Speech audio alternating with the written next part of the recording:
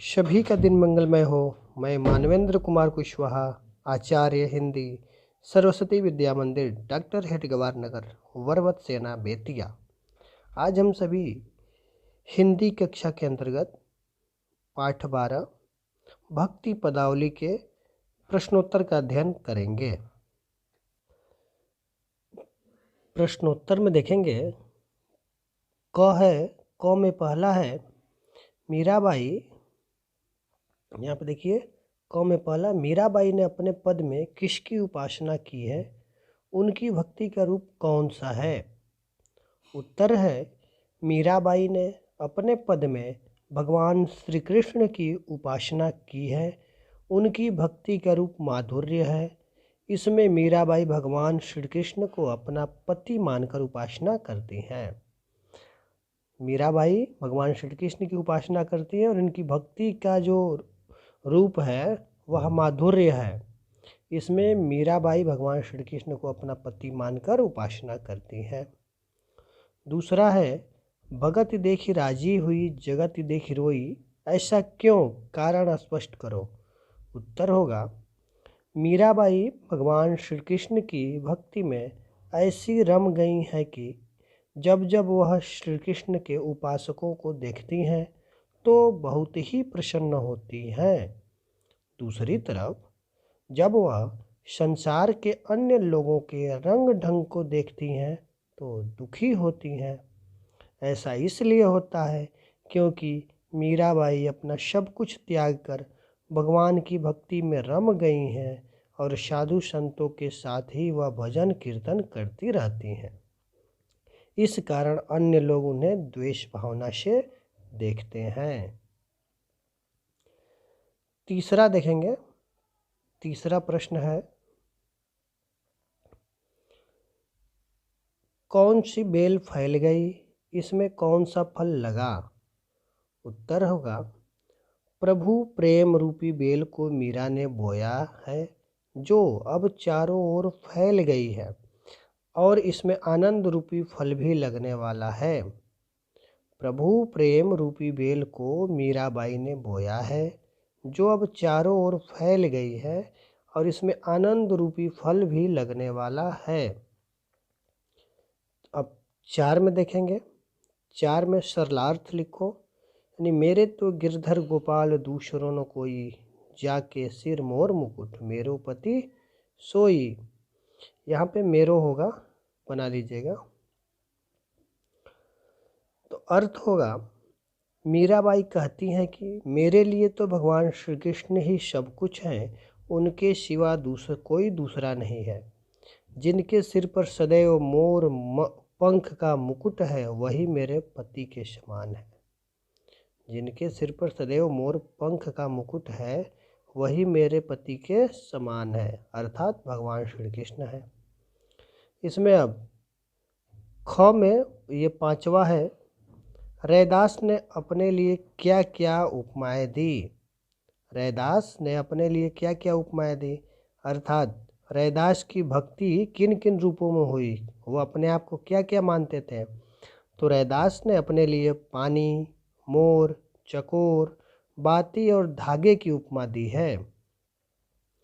इसी प्रकार से 6वां प्रश्न है, रैदास द्वारा प्रभु के लिए क्या क्या उपमाएं दी गई? अर्थात रैदास अपनी भक्ति में प्रभु के लिए कौन कौन सी उपमा दिए हुए हैं, किस किस नाम से उनको बुलाया गया है, किस किस से उनको पुकारे हैं? तो उत्तर है, रैदास ने प्रभु के लिए चंदन, घन अर्थात बादल, चांद, दीपक और मोती की उपमा दी है। 7वां देखते हैं, अर्थ स्पष्ट करो। प्रभु जी तुम दीपक हम बाती, जाकी ज्योति बरे दिन राती। अर्थ, रैदास जी कहते हैं कि हे प्रभु, आप दीपक के समान हैं और हम बाती के समान हैं। दोनों के मिलने से ही प्रकाश सदैव जगमगाता है। इसलिए आप मेरे ऊपर कृपा कीजिए और मेरे अंदर के अंधकार को भी दूर करते हुए मुझे अपनी शरण में ले लीजिए, ताकि मेरे अंदर से भी सभी अंधकार दूर हो जाए और आपकी भक्ति का प्रकाश मेरे अंग अंग में प्रकाशित हो जाए।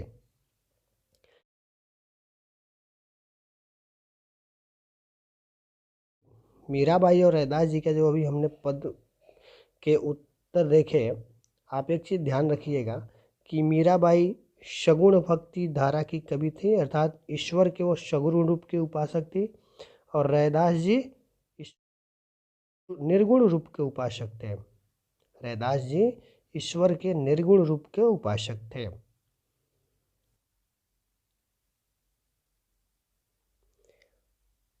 ग है, सूरदास का मन अन्यत्र कहीं सुख क्यों नहीं पाता।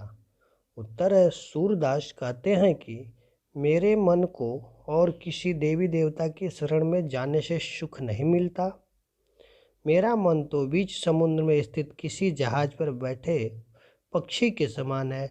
वह पक्षी उस जहाज से उड़कर कहीं नहीं जा सकता, उसे लौटकर फिर उसी जहाज पर आना पड़ता है, अर्थात कोई और आश्रय उसे नहीं मिलता।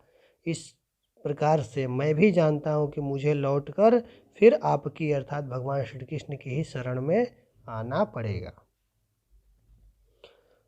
प्रश्न 9 है, कवि ने मधुकर शब्द किसके लिए प्रयुक्त किया है। तो उत्तर हुआ, कवि ने मधुकर शब्द भौरे के लिए किया है। मधुकर शब्द भौरे के लिए किया है। 10वां है, सरलार्थ लिखो। जी मधुकर अंबुज रस चख्यो, क्यों करील फल भावे, सूरदास प्रभु कामधेनु तजी, छेरी कौन दुहा में। इसका अर्थ होगा,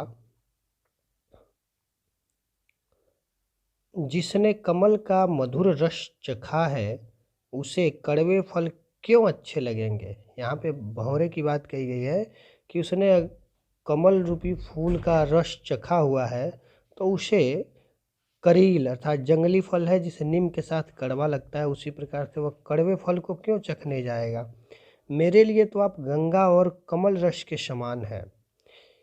सूरदास कहते हैं, प्रभु जिसे कामधेनु मिली हो वह उसे त्याग कर भला बकरिया दूहने क्यों जाएगा। हम लोग व्याख्या में इसको देखे थे। अगला प्रश्न है, कबीरदास ने परमात्मा का निवास कहाँ बताया है। उत्तर है, कबीरदास ने परमात्मा का निवास प्रत्येक प्राणी के हृदय में बताया है। 12 प्रश्न है, उक्त पद से कबीर की किस विचारधारा का पता चलता है। उत्तर है, पाठ में कबीरदास जी के संकलित पद से हमें उनकी भक्ति की विचारधारा में निर्गुण ब्रह्म की उपासना का पता चलता है, अर्थात वह भगवान के सगुण रूप का खंडन करते हैं और कहते हैं कि भगवान अर्थात परमात्मा प्रत्येक प्राणी के हृदय में ही वास करता है, उसको कहीं ढूंढने की आवश्यकता नहीं है। अब सरलार्थ देखेंगे, अंतिम है। मोको कहाँ ढूंढे बंदे मैं तो तेरे पास में, ना मैं देवल ना मैं मस्जिद ना काबे कैलाश में। इसका भावार्थ हम लोग देखेंगे। उत्तर देखते हैं। अर्थ, कबीरदास जी के द्वारा परमात्मा स्वयं कहते हैं कि हे प्राणी, तुम मुझे कहाँ ढूंढ रहे हो, मैं तो तुम्हारे पास ही हूँ।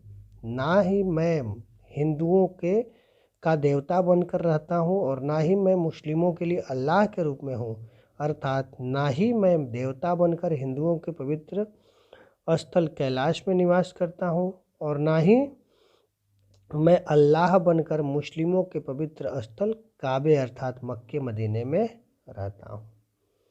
इस प्रकार से प्रश्नोत्तर का भाग यहीं समाप्त होता है। शेष अगली वीडियो हम लोग भाषा अध्ययन देखेंगे। तब तक आप सभी आनंदमय रहिए, प्रसन्न रहिए। धन्यवाद।